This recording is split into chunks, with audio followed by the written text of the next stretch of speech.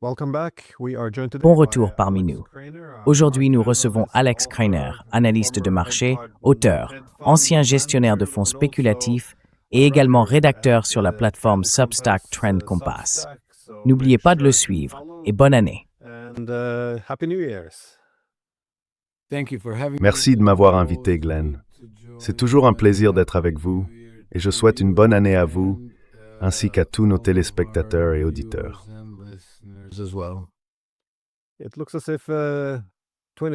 Il semble que 2026 sera l'année de l'escalade et peut-être de l'escalade incontrôlée.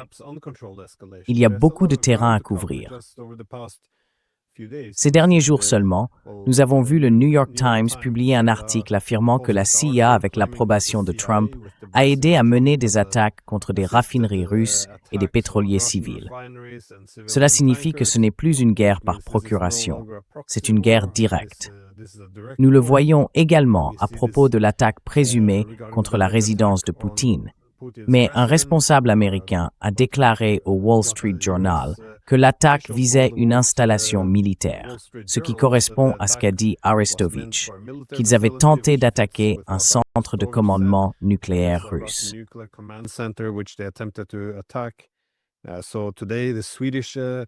Aujourd'hui, le ministre suédois de la Défense a déclaré que nous ne pouvions pas nous permettre la paix, que la paix serait néfaste en ce moment. Car si elle survenait, les Russes pourraient déployer davantage de troupes dans la région de la mer Baltique. C'est quelque chose que la première ministre danoise a déjà dit, tout comme le chef du renseignement allemand. Nous voyons également les États-Unis sanctionner des responsables de l'Union européenne et durcir leur rhétorique à propos du Groenland. Comment interprétez-vous tout cela? Je sais que cela fait beaucoup de sujets, mais que se passe-t-il exactement?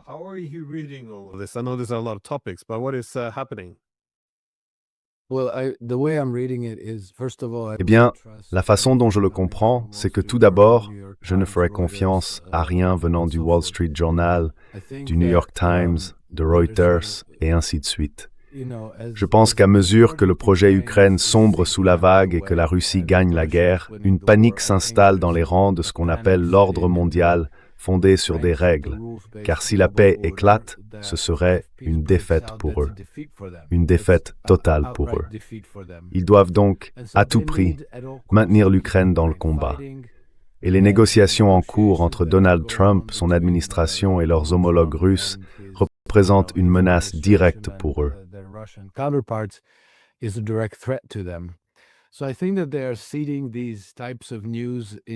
Je pense donc qu'ils diffusent ce genre d'histoires comme des opérations psychologiques destinées à perturber la relation entre les États-Unis et la Russie. J'ai trouvé l'article du New York Times particulièrement intéressant, car il suggère que Trump aurait donné son feu vert pour les attaques contre les pétroliers russes et tente même d'expliquer sa façon de penser, ce que je conteste. Comment savent-ils que c'est la pensée de Trump? Il n'a jamais rien dit de tel en public. Alors bien sûr, il cite 3 responsables ayant une connaissance intime des événements, comme ils le font d'habitude. Mais je crois qu'il s'agit essentiellement d'opérations psychologiques.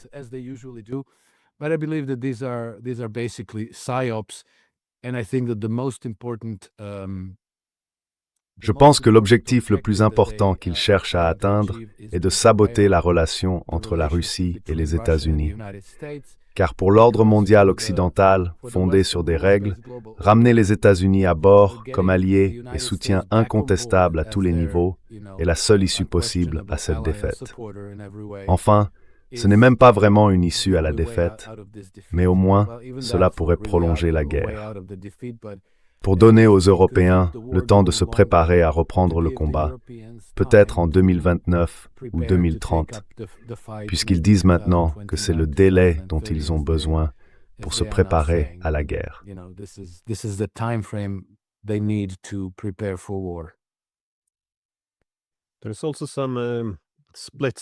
Il y a aussi certaines divisions qui apparaissent en Europe. On voit Macron, il est généralement très cohérent. Depuis des années, il affirme que nous avons besoin d'une architecture de sécurité qui tienne compte de la Russie. Nous ne pouvons pas nous permettre de créer une Europe sans la Russie, car cela deviendrait une Europe contre la Russie, ce qui est évident aujourd'hui. Mais en même temps, il n'a eu aucun problème au fil des ans à étendre l'OTAN et à construire une immense armée ukrainienne comme force supplétive contre les Russes. Il ne semble pas vouloir faire de diplomatie. Et maintenant, soudainement, les choses ont un peu changé.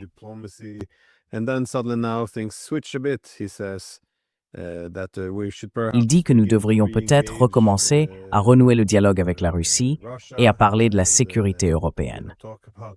Et maintenant, il a prononcé un autre discours, affirmant que, le 6 janvier, les Européens se réuniront et qu'une fois un accord de paix conclu, ils accorderont à l'Ukraine de solides garanties de sécurité pour la défendre contre la Russie. Cela empêche, en quelque sorte, toute paix de se réaliser. Alors, où situez-vous Macron sur la carte? On parle aussi du fait qu'il se serait un peu éloigné des Allemands, notamment par la manière dont il a agi lors des tentatives de Scholz de saisir les avoirs russes.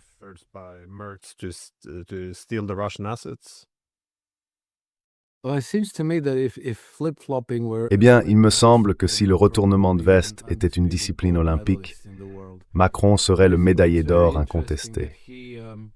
Mais je trouve très intéressant qu'il ait récemment changé de cap, en quelque sorte en faveur d'un rapprochement avec la Russie, car il a dit que peut-être la Russie n'était pas vraiment un ennemi, mais un rival, et que la guerre avec la Russie n'était peut-être pas inévitable. Nous avons besoin d'une nouvelle architecture de sécurité pour l'Europe, et nous devons prendre en compte les considérations de sécurité russes, ce qui est fondamentalement tout à fait compatible avec ce sur quoi Trump et Poutine se sont mis d'accord à Anchorage en août. J'ai donc trouvé cela très intéressant.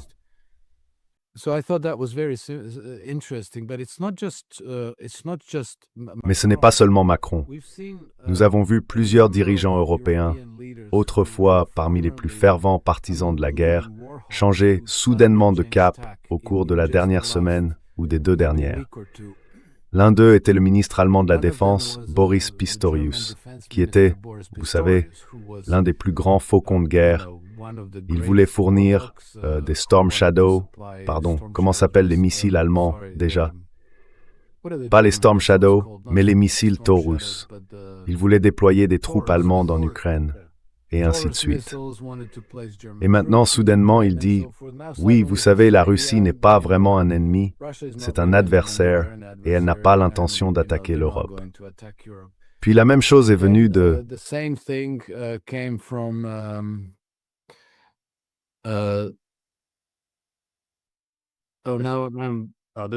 Le chef du renseignement estonien a dit quelque chose de similaire.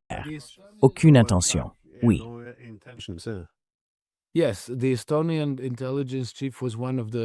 Oui, le chef du renseignement estonien faisait partie des plus récents. Mais une autre personne, j'ai compté environ 4 ou 5 faucons de guerre européens vraiment acharnés, qui ont soudainement changé de position sur la Russie et l'Ukraine. Incroyable. Et je me suis demandé pourquoi. Ont-ils tous eu une soudaine révélation morale, ou bien subissent-ils des pressions extérieures? Je suppose qu'il y a effectivement des pressions extérieures. Mon hypothèse serait que cela a un lien avec les enquêtes américaines sur la corruption en Ukraine, car vous savez, on a déjà vu une scission dans l'équipe de soutien de Zelensky à Kiev à cause d'un scandale de corruption de 100 millions de dollars.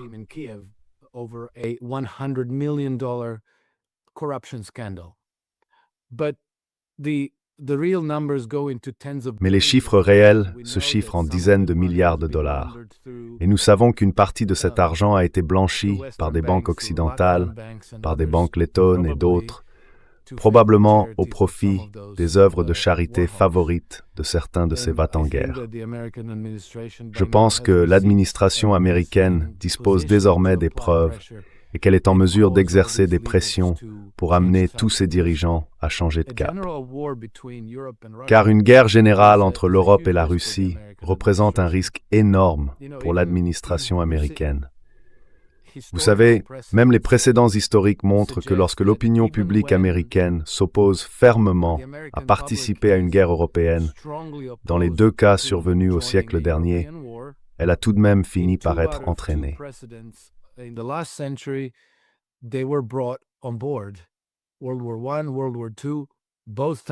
La Première Guerre mondiale, la Seconde Guerre mondiale, à chaque fois, l'électorat américain était opposé à la guerre dans une proportion d'environ 90 contre 10. 90% des électeurs y étaient farouchement opposés. Mais d'une manière ou d'une autre, les dirigeants ont réussi à manœuvrer pour que les États-Unis y participent. Donc, si les puissances européennes parvenaient à former un front commun contre la Russie, je pense que, là encore, les médias et les relations publiques se mettraient en sur-régime. Et bien sûr, ils utiliseraient certaines des mêmes techniques. Oh, nous sommes une nation d'immigrants, nous sommes des Polonais, des Allemands, des Britanniques et des Irlandais.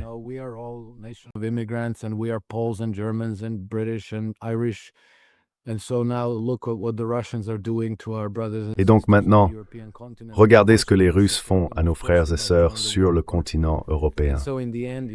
Bien sûr que nous devons les soutenir, bien sûr que nous devons rejoindre la guerre. Mais au final, vous savez, même si cela prend 1 an, 2 ou 3, c'est le risque.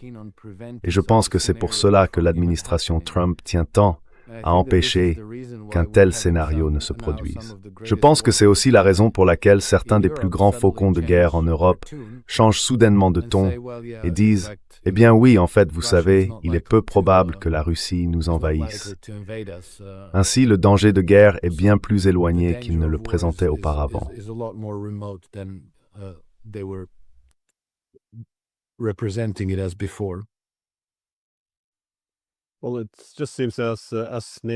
Eh bien, il semble simplement qu'à mesure que l'OTAN perd la guerre en Ukraine, et avec l'effondrement continu de l'Ukraine, on ne peut plus vraiment le nier.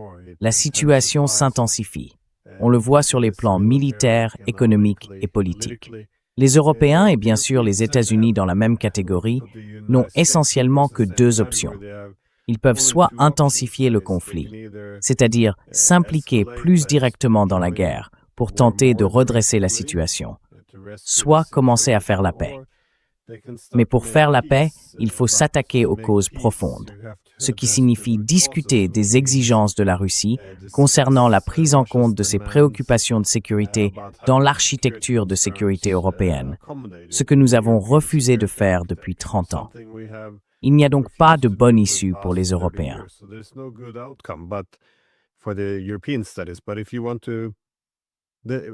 Mais si tu veux, il est peu probable que tout le monde soit d'accord là-dessus, sur la direction à prendre, par exemple.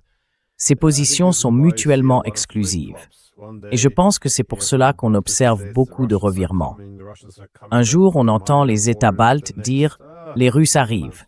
Les Russes arrivent, il faut fortifier les frontières. Et le lendemain, c'est « il n'y a aucun plan pour nous attaquer ». C'est très difficile à suivre. Le contrôle du récit, à mon avis, commence à se fissurer, puisqu'ils doivent maintenant faire un choix. Ils sont à un carrefour où ils ne peuvent pas vraiment s'unir autour d'une seule position. Mais que vois-tu, toi, concernant la division entre l'Union européenne et les États-Unis? Parce que les Européens, bien sûr, ont été très contrariés que leurs responsables soient sanctionnés par les États-Unis. Nous avons vu beaucoup de tweets de von der Leyen affirmant que la liberté d'expression et tout cela était très important dans l'Union. Vois-tu cela comme un autre signe d'un éloignement progressif?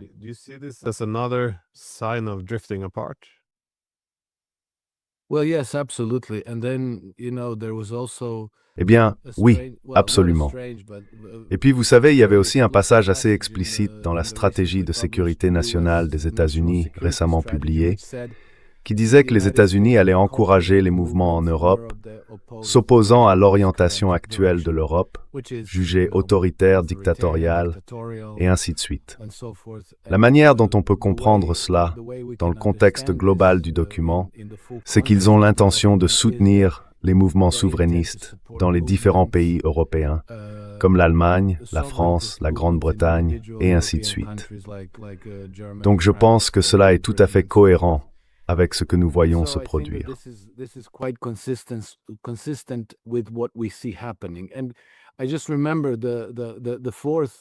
Et je me souviens simplement du quatrième responsable américain, ou plutôt européen, qui semble avoir changé de position sur la guerre en Ukraine. Il s'agissait d'Alexander Stubb, le président de la Finlande, qui a soudainement adouci sa position lui aussi. Je pense que les États-Unis tiennent à entretenir de bonnes relations avec les mouvements souverainistes en Allemagne, en France, en Grande-Bretagne et dans d'autres pays comme la Hongrie, la Pologne, et ainsi de suite. Mais je crois qu'ils souhaitent voir l'Union européenne et l'OTAN se dissoudre. Bien sûr, ils ne peuvent pas le dire ouvertement, mais je pense que c'est ce qui se passe. Car même aujourd'hui, lorsque Trump parle de l'OTAN et de la participation américaine, il dit en substance « Nous leur vendrons des armes ».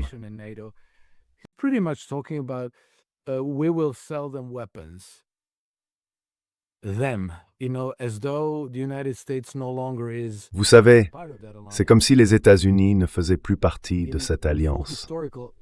Dans le contexte historique complet, cela se comprend. Mais c'est tout de même choquant quand on le regarde du point de vue des 60 années de l'ordre mondial d'après la Seconde Guerre mondiale, où les États-Unis n'étaient pas seulement le membre central de l'OTAN, ils en étaient pratiquement l'ensemble. Et maintenant, Trump parle comme si les États-Unis étaient une force extérieure qui les soutiendrait, mais seulement en échange d'une contrepartie. Je pense que c'est de cela que nous parlons. I think that this is what we're talking about, and this is also consistent with the idea. Et cela correspond également à l'idée qu'il faut une nouvelle architecture de sécurité pour le continent européen. Cela signifie évidemment qu'il ne s'agit pas de celle associée à l'OTAN, car l'OTAN constitue, comme vous le savez, la base de l'architecture de sécurité actuelle. Une future architecture, dans la mesure où elle serait différente, doit donc exclure l'OTAN. L'OTAN est devenue sans pertinence. Je pense que les Américains en sont conscients depuis très longtemps. C'est pourquoi ils ont élu Trump 3 fois de suite. Et je pense que cette fois-ci, l'administration Trump et leurs homologues en Russie et en Chine travaillent ensemble, de concert, pour atteindre ces objectifs.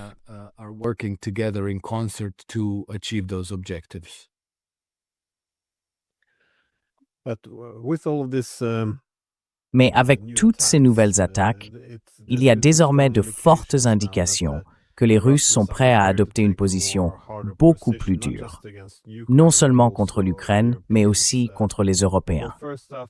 Après cette attaque contre la résidence de Poutine ou le centre de commandement nucléaire, nous avons vu Sergueï Lavrov déclarer que leurs exigences pour la paix seraient désormais beaucoup plus strictes ou qu'ils exigeraient davantage. Il a également affirmé que les représailles avaient déjà été décidées et que les cibles avaient été choisies.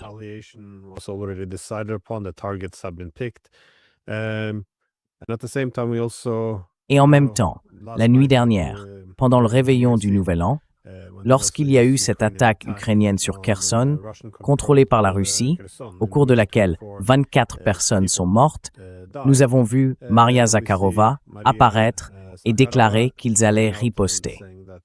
Et bien sûr, ils considèrent que l'Occident est derrière tout cela. Ce sont les marionnettistes. Enfin, elle n'a pas utilisé ce mot, mais tout cela commence à montrer, du moins sur le plan rhétorique, que tout ce qui se passe, tout ce que fait l'Ukraine, est très directement lié aux Européens. Alors comment voyez-vous cela? Je veux dire, ce n'est pas seulement de la rhétorique. Quand on observe ces changements de langage, cela indique qu'il y a quelque chose qui évolue dans leur attitude. Ou pensez-vous qu'il ne s'agit que de coups de semonce, ou bien qu'ils se préparent à aller plus loin?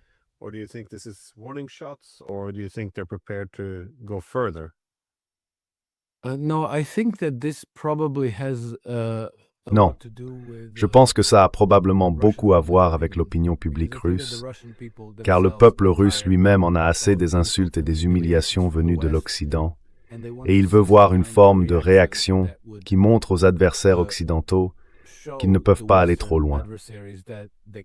Mais je pense que le gouvernement de Poutine est conscient que cela pourrait potentiellement être une erreur.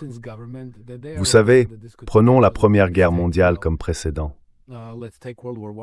L'une des grandes erreurs commises par l'état-major militaire allemand a été de lancer une guerre sous-marine sans restriction dans l'Atlantique avec les sous-marins allemands, les U-Boots.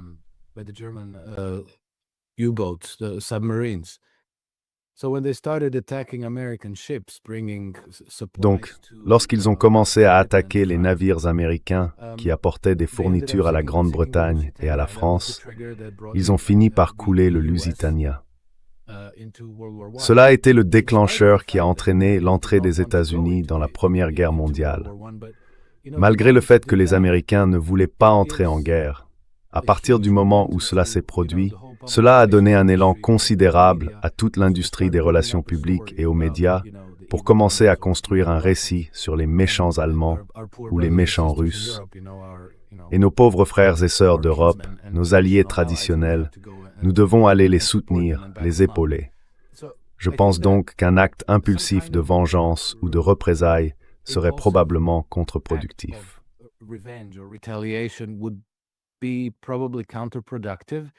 Et nous l'avons déjà constaté il y a quelques mois, lorsque les Ukrainiens ont réussi à détruire plusieurs bombardiers stratégiques russes, une attaque très humiliante pour la Russie. Il y a alors eu des appels à la riposte, et nous avons entendu la rhétorique du type « Oui, nous allons riposter, nous avons déjà choisi les cibles, tout est prêt. » Et ensuite, oui, bien sûr, il y a eu une riposte, mais elle s'est entièrement limitée à l'Ukraine. Je pense que c'est précisément la raison. Les Russes ne veulent pas donner à leurs ennemis occidentaux le moindre prétexte pour créer un front uni et ramener les Américains dans le camp des adversaires de la Russie.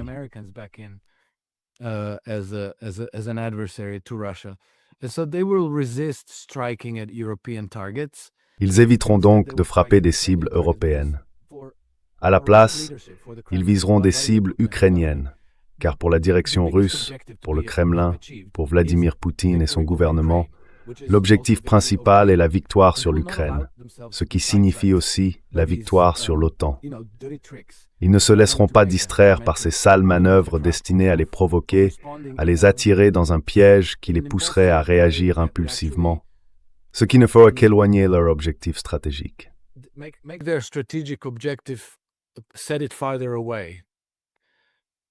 Et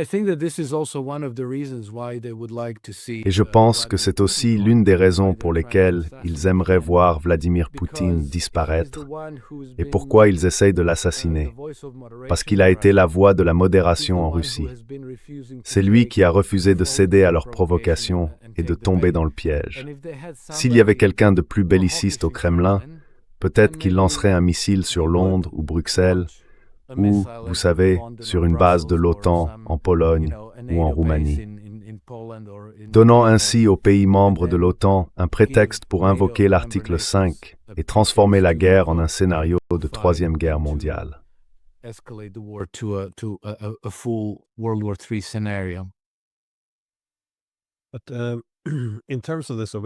Mais à ce sujet, car je pense que l'une des raisons pour lesquelles ces escalades se produisent maintenant, et pourquoi une partie de la rhétorique change, avec des gens qui disent « soit il nous faut la guerre avec la Russie, soit peut-être devrions-nous commencer à discuter », tout cela reflète évidemment les réalités changeantes sur le terrain.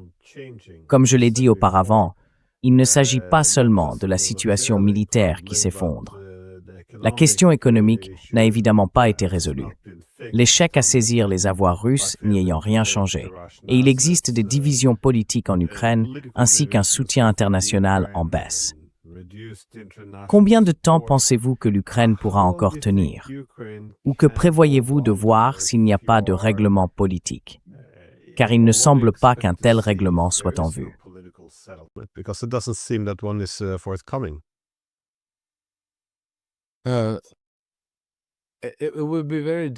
Il serait très difficile de faire une prédiction, mais je pense que l'effondrement du régime ukrainien ne peut pas être très éloigné.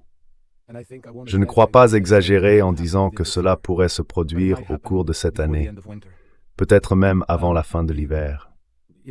Les Russes progressent sur le champ de bataille d'une manière qui semble s'accélérer. Les lignes de front bougent de plus en plus vite, et je pense que bientôt, ils auront brisé la capacité de l'Ukraine à défendre son territoire. À partir de ce moment-là, il pourrait leur être relativement plus facile d'atteindre le Dniepr que de libérer le reste du Donbass et de Lugansk. Et à partir de là, je ne sais pas si nous verrons une avancée vers Mykolaïv et Odessa. And then from there, I don't know if we'll see advance towards Mykolaiv and towards Odessa. But I believe that the most important thing for Mais je pense que la chose la plus importante pour le Kremlin, c'est de savoir qui forme le gouvernement à Kiev, le gouvernement central à Kiev. S'ils obtiennent un gouvernement qui retombe dans l'orbite russe et devient peut-être un gouvernement ami ou un allié comme la Biélorussie, alors il n'y a plus besoin de conquêtes militaires supplémentaires.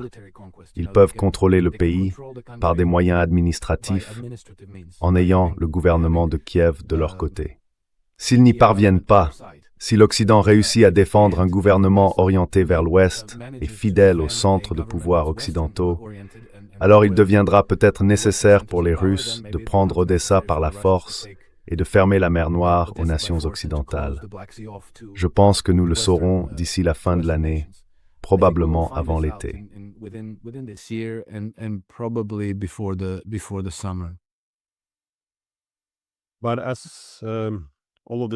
Mais pendant que tout cela se déroule, alors que la position de Zelensky continue de s'affaiblir, le gouvernement devient bien sûr de plus en plus fragile. Nous voyons que les Britanniques semblent se préparer à imposer une solution ou à prendre le relais si nécessaire. Ils paraissent déterminés à s'assurer que le futur gouvernement ukrainien, après cette guerre, restera dans l'orbite de l'OTAN et est bien un éventuel futur proxy. Mais si c'est le cas, comme vous l'avez dit, cela modifie les calculs de la Russie et les exigences territoriales seront probablement bien plus importantes.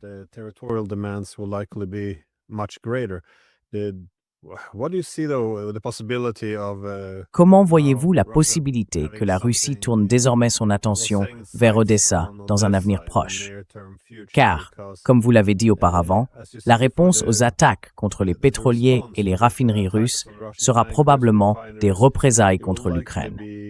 Mais jusqu'à présent, il semble que non seulement l'Ukraine, mais Odessa en particulier, ait été une cible majeure. Ses ports, son système énergétique, ses ponts, toute l'infrastructure de cette région très stratégique du pays. Pensez-vous que la Russie pourrait agir contre Odessa dans un avenir proche?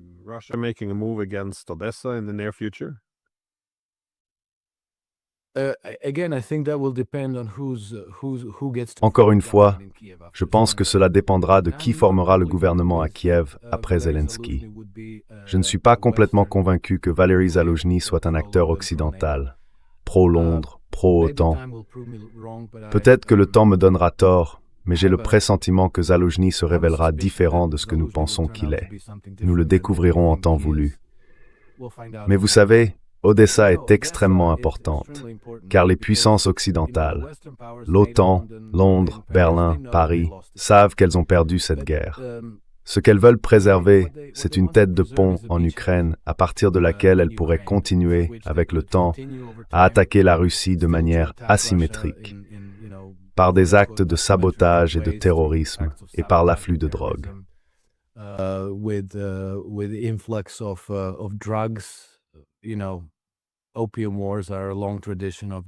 Vous savez, les guerres de l'opium font partie d'une longue tradition de l'Empire britannique, y compris peut-être des attaques par armes biologiques, car le Pentagone a reconnu avoir exploité 46 laboratoires biologiques en Ukraine, et il continue d'en faire fonctionner des centaines dans des pays comme la Géorgie et d'autres nations entourant la Russie. Ainsi, Odessa serait extrêmement importante pour accéder à cette tête de pont. La lutte pour le contrôle d'Odessa fait certainement partie de cette guerre.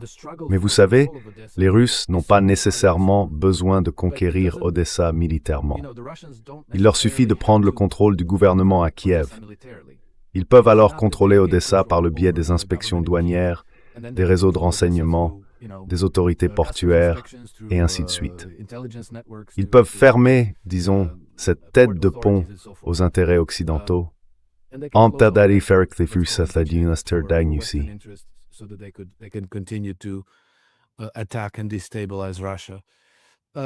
If it comes to the military conquest, I think even that might not be. S'il devait y avoir une conquête militaire, je pense que cela ne ressemblerait peut-être pas exactement à ce qui s'est passé à Mariupol et dans des endroits similaires, car je crois qu'il existe déjà une insurrection assez forte à Odessa. Je pense que les Russes pourraient réussir à infiltrer la ville avec des forces spéciales déguisées en civils et peut-être renverser le gouvernement sans avoir à détruire la ville à la manière de Fallujah. Je ne peux pas prédire ce qui va se passer, mais j'espère que cela se déroulera de façon à ce que le régime actuel à Kiev tombe et soit remplacé par quelque chose de plus démocratique. Puis avec le temps, l'Ukraine deviendrait une zone tampon neutre entre la Russie et l'Occident, et le scénario de guerre s'éteindrait simplement sans trop d'autres victimes.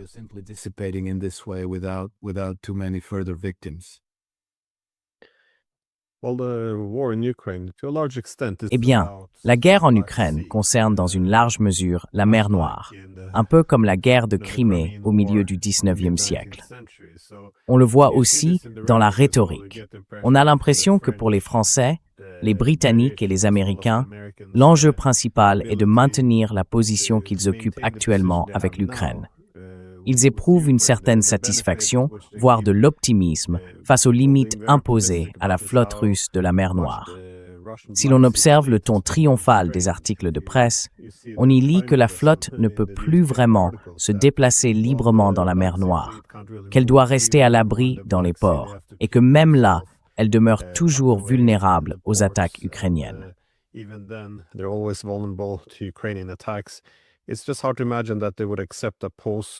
Il est difficile d'imaginer qu'ils accepteraient un règlement d'après-guerre où ils perdraient la capacité de contrôler ou de contester la liberté de navigation de la Russie en mer Noire. Ce sont, je pense, les trois principaux domaines dans lesquels l'OTAN cherche à limiter la marge de manœuvre de la Russie: l'Arctique, la mer Baltique et la mer Noire. Mais oui, c'est pour cela que je me demande, penses-tu que c'est l'une des raisons pour lesquelles les Européens préféreraient ne pas conclure d'accord de paix? Qu'il vaudrait mieux assister à un effondrement, puis à une transition vers une forme de guérilla ou une guerre officieuse, plutôt que de créer un consensus autour d'un nouveau statu quo?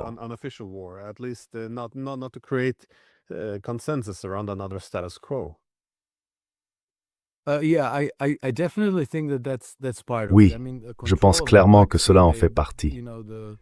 Je veux dire le contrôle de la mer Noire. Les sources d'Europe occidentale et de l'OTAN ont été explicites. D'accord, peut-être que nous avons perdu l'Ukraine, mais nous devons continuer à nous battre pour le contrôle de la mer Noire. Le fait qu'ils puissent faire exploser des navires russes ne change pas vraiment le calcul stratégique ici. Cela inflige des dégâts à la Russie, mais cela ne donne à l'Occident ni une véritable victoire sur la Russie, ni la moindre chance d'inverser la défaite de l'Ukraine. Donc je pense qu'il y a un peu de triomphalisme ici, à des fins de relations publiques, pour mobiliser les troupes et avoir quelques belles histoires à raconter.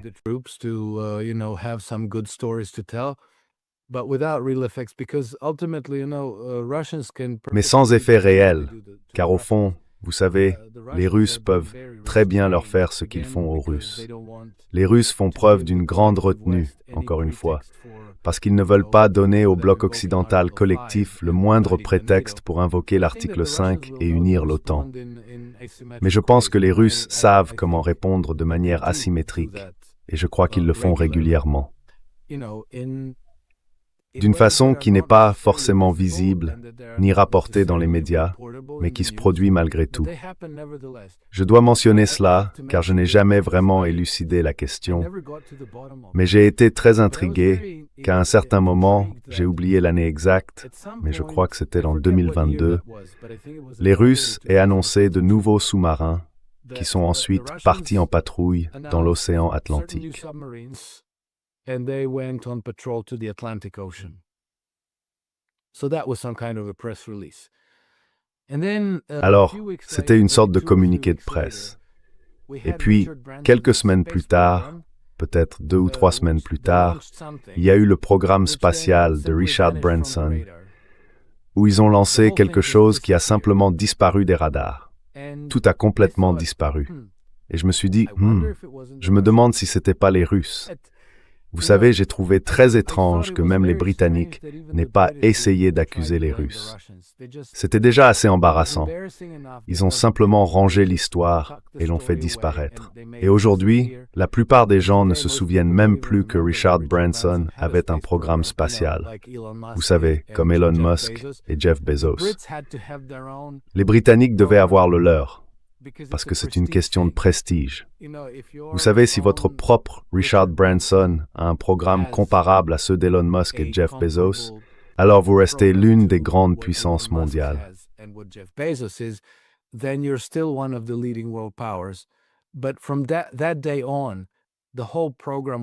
Mais à partir de ce jour-là, tout le programme a été abandonné. C'était fini. Et je dois poser la question. Les Russes ont-ils eu quelque chose à voir avec ça? Parce que cela s'est produit seulement quelques semaines après qu'ils ont envoyé leurs sous-marins en patrouille dans l'océan Atlantique, où ils auraient facilement pu abattre le vaisseau spatial de Richard Branson. Je ne sais pas, mais je pense que les Russes font ce genre de choses. J'ai entendu des histoires à leur sujet. Ils identifient les positions des troupes du SAS britannique, puis ils s'en servent lorsqu'ils veulent riposter contre les intérêts britanniques. Ils anéantissent simplement les contingents du SAS, non seulement autour de l'Ukraine, mais pratiquement partout dans le monde. Donc ces choses arrivent, mais elles ne peuvent pas se produire de manière assez évidente pour que quelqu'un dise « Ah, c'est la Russie qui attaque des pays membres de l'OTAN ». Il faut donc leur valider 5 et s'unir contre la Russie.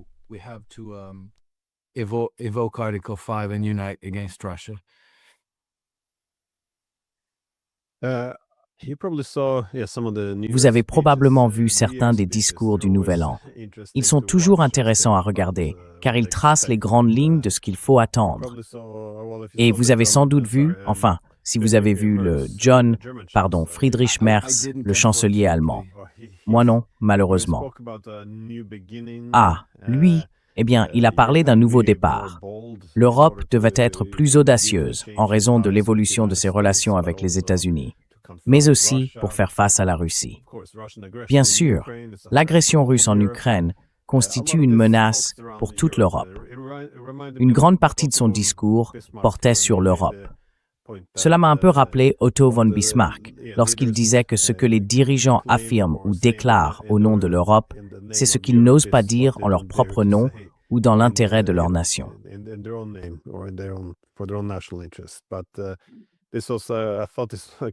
Oui, je pensais que c'était un thème clé. Et il a dit oui, eh bien l'Europe est menacée à cause de la Russie. Cependant, l'Allemagne est en sécurité, donc vous devriez être détendu. Il était, je ne sais pas, je ne dirais pas complètement dispersé, mais on a quand même l'impression qu'il se prépare à la guerre, repositionnant à nouveau l'Allemagne dans ce rôle historique de confrontation avec la Russie. C'est-à-dire que, même si les États-Unis et d'autres deviennent un peu plus incertains, cherchant peut-être davantage de dialogue avec les Russes, les Allemands continueront, oui, je suppose, sur la voie de la confrontation. Penses-tu que cela soit durable, maintenant que dans tout l'Occident, nous semblons tous, je crois, aller un peu dans des directions différentes?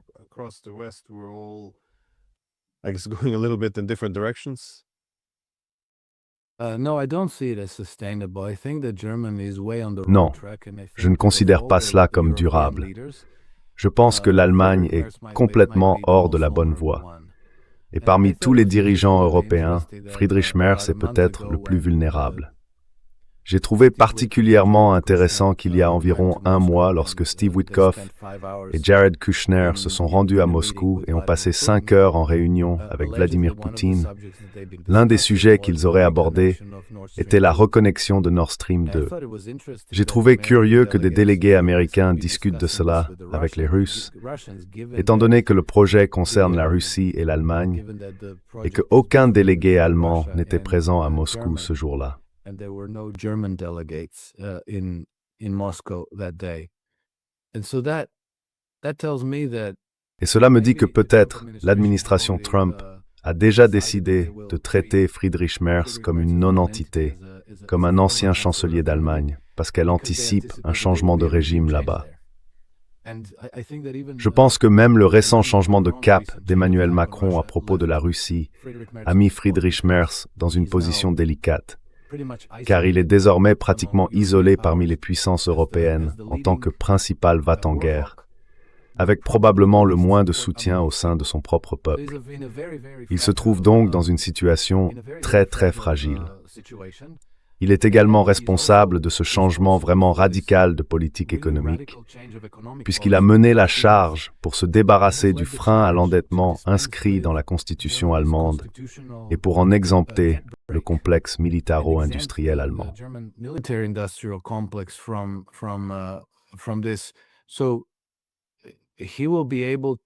Ainsi, il pourra dépenser des centaines de milliards d'euros pour le réarmement et les futurs projets d'infrastructure.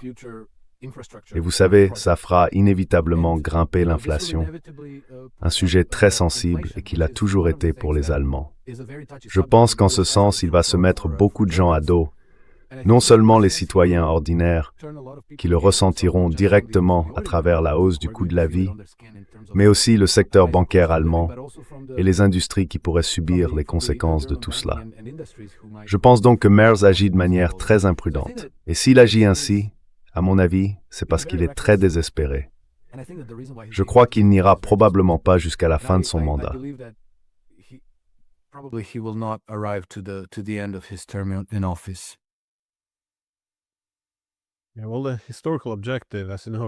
Eh bien, l'objectif historique, comme vous le savez, de la Grande-Bretagne puis des États-Unis, a toujours été de maintenir l'Allemagne et la Russie séparées, de s'assurer qu'il n'y ait pas de coalition continentale.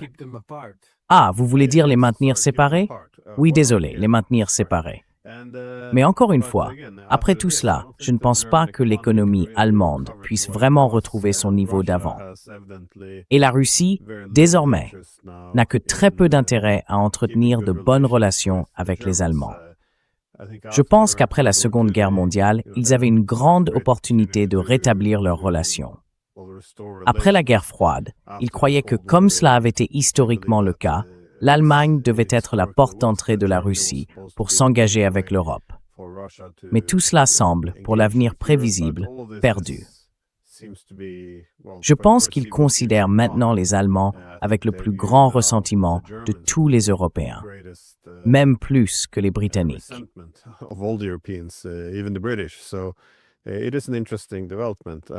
C'est une évolution intéressante. Je veux juste poser une dernière question. Que voyez-vous se passer après cette guerre? Parce que, disons, un accord de paix pourrait être conclu, pas demain, mais dans un avenir prévisible. Ou bien l'Ukraine s'effondre et la guerre prend fin. Que pensez-vous qu'il se passerait alors? La société ukrainienne est loin d'être unie si la guerre s'arrête. Et on le voit aussi en Occident. L'Europe semble miser sur l'unité à travers une opposition commune à la Russie. Il semble simplement y avoir beaucoup de jeux de blâme et de ressentiment qui se propagent. De nombreux politiciens et pays ont misé beaucoup de capital politique sur la défaite stratégique de la Russie. Alors, que voyez-vous après cette guerre? Parce que nous ne reviendrons pas, disons, aux temps heureux d'avant 2014.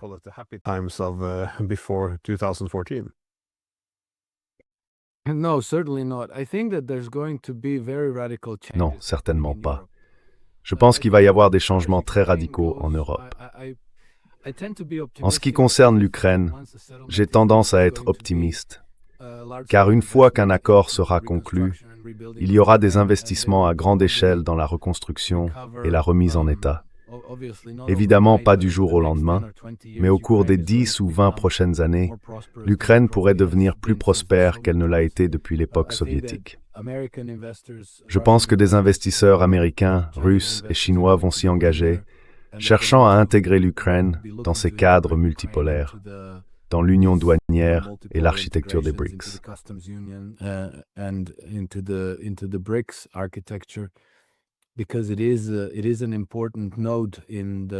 parce que c'est un nœud important dans l'ensemble du réseau eurasien.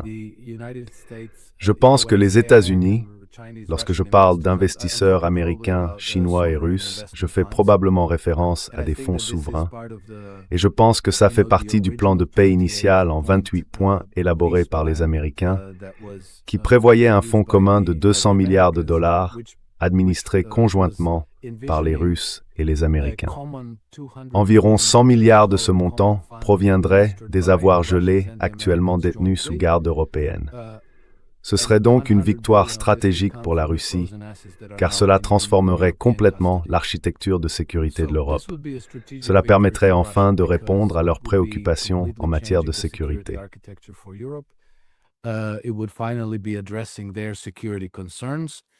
Et je pense que ce serait une défaite stratégique pour les ennemis de la Russie. Quand on parle de l'Allemagne, de la France, de la Pologne et de tous ces autres pays, aussi négative que la situation puisse paraître aujourd'hui, il faut se rappeler qu'il y a encore un an, le plus grand ennemi de la Russie était les États-Unis, l'administration Blinken-Sullivan. Puis cela a changé avec l'élection de Donald Trump. Et maintenant, vous savez, la Russie et les États-Unis sont pratiquement des partenaires stratégiques. Donc je pense que si dans un avenir proche, il y avait un changement de régime à Paris et un changement de régime à Berlin, disons que l'AfD parvient à former un gouvernement et que l'Assemblée nationale en France parvient à former le prochain gouvernement, alors je pense que l'on pourrait voir des changements très importants. I think you could see very important changes, and maybe this is what. Et peut-être que c'est cela, parce que, vous savez, la stratégie de sécurité nationale américaine parlait de soutenir ces mouvements souverainistes en Europe.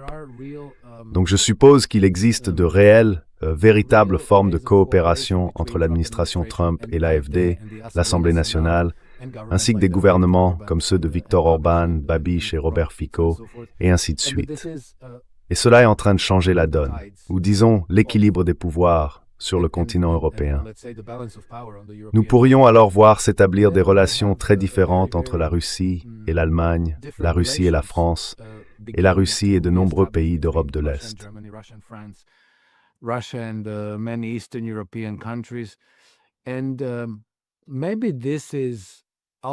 Et peut-être que c'est finalement ce qui a motivé Steve Witkoff et Jared Kushner à discuter des gazoducs Nord Stream.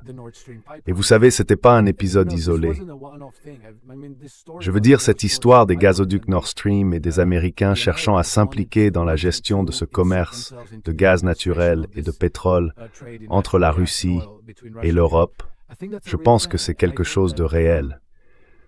Et je pense que c'est peut-être pour cette raison, parce qu'ils envisagent déjà une vague de changement de régime déferlant sur l'Europe. Disons que les camps qui ont été vaincus dans le cadre du projet Ukraine seront écartés du pouvoir et que le mouvement souverainiste en sortira considérablement renforcé. Et je pense que parlant depuis l'Europe, en tant qu'Européen, je vois cela comme une évolution très encourageante. I see that as a very hopeful development. C'est tout à fait cohérent avec la nouvelle stratégie de sécurité des États-Unis, qui envisage de favoriser l'émergence d'une nouvelle opposition en Europe pour remplacer certains de ces gouvernements. Je pense donc que de grands changements se préparent en Europe. Mais à l'intérieur de l'Ukraine, il y a des centaines de milliers d'Ukrainiens qui se sont cachés pour ne pas être enrôlés dans l'armée et qui n'ont pas pu quitter le pays. Il y a un grand nombre de déserteurs qui ont fui les lignes de front. Il y a des personnes dont les proches ont été envoyés au front contre leur volonté et tués. Tout cela s'accompagne de mensonges, de mauvaise gestion, de corruption. Des centaines de milliers d'Ukrainiens, selon les médias ukrainiens, se sont installés ou ont déménagé dans des territoires occupés par la Russie, ce qui, bien sûr, ne joue pas en faveur de la guerre des récits. On peut supposer qu'encore plus de personnes reviendront une fois cette guerre terminée. On voit bien que les nationalistes sont mécontents de toute défaite, qu'elle soit diplomatique ou sur le champ de bataille, tandis qu'il pourrait désormais exister en Ukraine une force importante opposée aux nationalistes. Je pense qu'il y aura du ressentiment envers la Russie pendant des décennies. Beaucoup verront les Européens comme des traîtres pour avoir prolongé la guerre alors qu'elle était déjà perdue. Certains accuseront les Américains de les avoir trahis en se retirant. Il y aura, je pense, beaucoup de divisions internes en Ukraine. Penses-tu qu'il soit possible que la guerre contre la Russie soit remplacée par une guerre civile? Ou crois-tu qu'ils en ont assez des conflits pour le moment?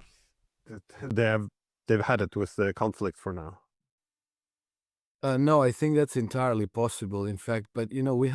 je pense que c'est tout à fait possible, en fait. Mais, vous savez, il faut se rappeler que l'Union européenne et les nations européennes se sont rendues extrêmement dépendantes des États-Unis de toutes sortes de manières, au point qu'elles sont, je crois, pleines de vulnérabilité face à l'influence américaine. Vous savez, l'une des spécialités des États-Unis depuis la période d'après-guerre a été les opérations de changement de régime.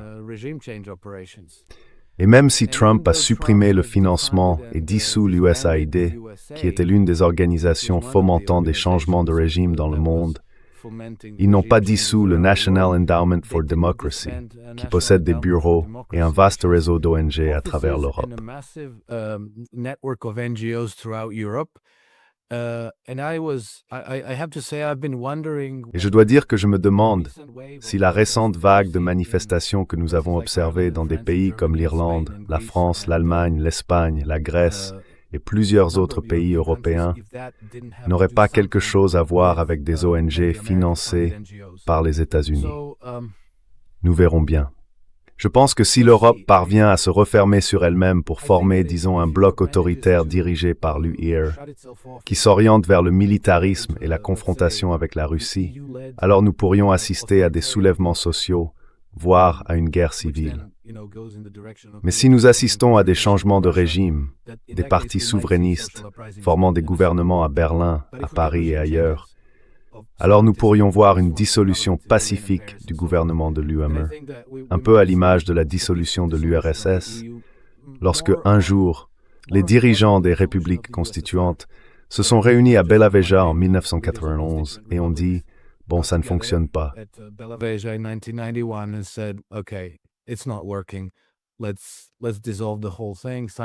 Dissolvons tout cela, signons un document, les accords de Belaveja 2.0 pour l'Europe. Et puis du jour au lendemain, l'Union européenne n'existe plus. Les pays européens devront alors trouver comment imprimer leur propre monnaie, comment constituer leurs propres armées et leurs forces de sécurité. Et bien sûr, à ce moment-là, ils devront se montrer conciliants avec leurs voisins. Ils devront se montrer conciliants avec le gouvernement américain, avec le gouvernement russe.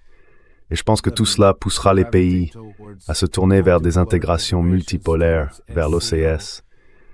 J'ai tendance à penser que ce sera une évolution très positive pour les gens ordinaires dans la rue.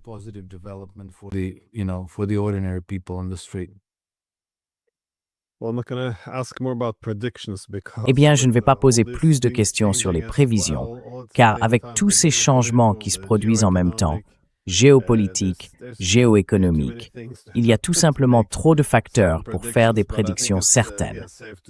Mais je pense qu'on peut dire, sans trop de risques, que 2026 ne sera malheureusement pas une année très stable. Il va y avoir une quantité énorme de changements. J'espère, comme vous, que certains de ces changements pourront apporter un peu de paix. Encore une fois, j'ai toujours espéré que des institutions comme l'OTAN et l'ULR puissent se réformer, idéalement pour former une architecture de sécurité européenne inclusive, qui gère et réduise réellement la compétition sécuritaire, au lieu de ces alliances militaires fondées sur les blocs et obsédées par la dissuasion. Mais je pense qu'elles finiront balayées dans la poubelle de l'histoire, si l'on peut dire. Une dernière réflexion avant de conclure. Any final thoughts before we wrap up? Eh bien, j'aimerais simplement ajouter que, pour tous ceux qui écoutent notre conversation, cette année sera importante. J'ai entendu beaucoup de gens dire « Oh oui, oui, ceci ou cela, mais je ne peux rien faire, je ne suis qu'un individu. » Mais je veux partager mon impression qu'en réalité, vous n'êtes pas impuissant. Ils ne dépensent pas des dizaines ou des centaines de milliards de dollars en propagande chaque année parce qu'ils s'ennuient ou n'ont rien d'autre à faire. Ce que nous pensons et la manière dont nous nous positionnons politiquement sont extrêmement importants. Donc vous savez, chacun de nous détient un peu de pouvoir.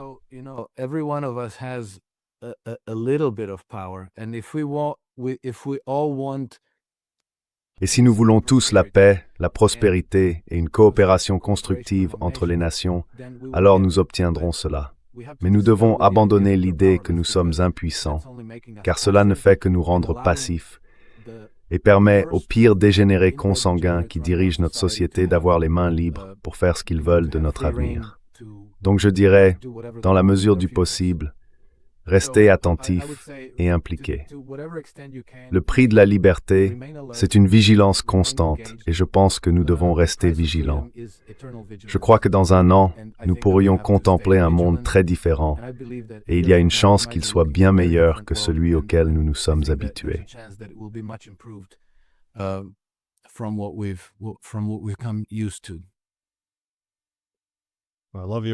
J'aime ton optimisme. J'espère vraiment que c'est la direction que nous prenons. Alors, comme toujours, merci beaucoup d'avoir pris le temps. Merci, Glenn. Tous mes vœux. Prends soin de toi. Thank you, Glenn. All the best. Take care.